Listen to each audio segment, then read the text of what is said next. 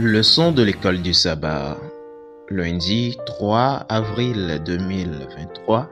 Le retour du Fils de l'homme. Le retour du Fils de l'homme. Apocalypse 14 contient les textes clés du message des derniers jours que le Seigneur adresse à son peuple et au monde entier. Au centre de tout cela se trouve le retour de Jésus, l'accomplissement de sa promesse. Je cite, « Et vous verrez le Fils de l'homme assis à la droite de la puissance de Dieu et venant sur les nuées du ciel. » Fin de citation. Marc 14, le verset 62. Lisons Apocalypse 14, le verset 14. Là, il est écrit. « Je regardai et voici, il y avait une nuée blanche. Et sur la nuée était assis quelqu'un qui ressemblait à un fils d'homme, ayant sur sa tête une couronne d'or et dans sa main une faucille tranchante. » Amen.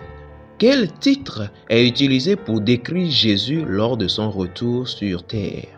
À votre avis, pourquoi Jean utilise-t-il ce titre pour Jésus?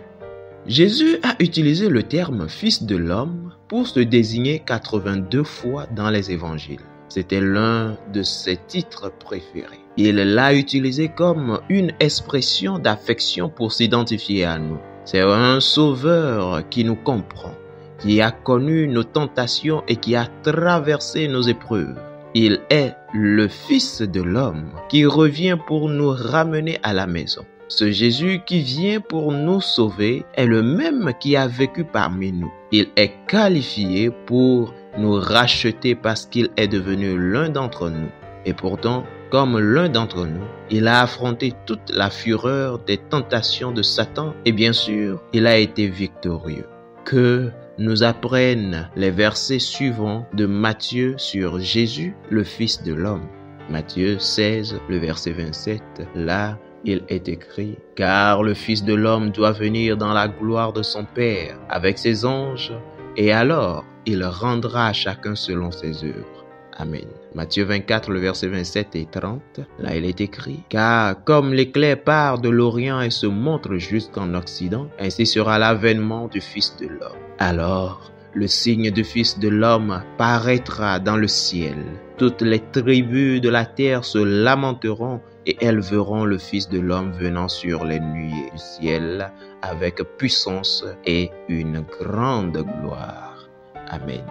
Matthieu 25, le verset 31 et 32, là il est écrit « Lorsque le Fils de l'homme viendra dans sa gloire avec tous les anges, il s'assiera sur le trône de sa gloire. Toutes les nations seront assemblées devant lui. Il séparera les uns d'avec les autres, comme le berger sépare les brebis d'avec les boucs. » Amen. Remarquez quelques éléments dans ces passages. 1. Jésus, le Fils de l'homme, vient dans la gloire avec ses anges. 2. Il séparera les brebis des boucs. Un jugement. 3. Le destin des nations et de toute l'humanité sera décidé pour l'éternité. Pensez au terme Fils de l'homme et à ce qu'il dit de l'humanité de Christ. Bien que Dieu, il est devenu l'un de nous, tout comme nous, mais contrairement à nous, il n'a jamais péché. Quelle merveilleuse espérance cela vous offre-t-il en termes 1. De connaissance de l'amour de Dieu pour nous, 2. De savoir qu'il peut comprendre vos luttes et vous donner la victoire. Fidèles auditeurs et internautes, que Dieu vous garde. Amen.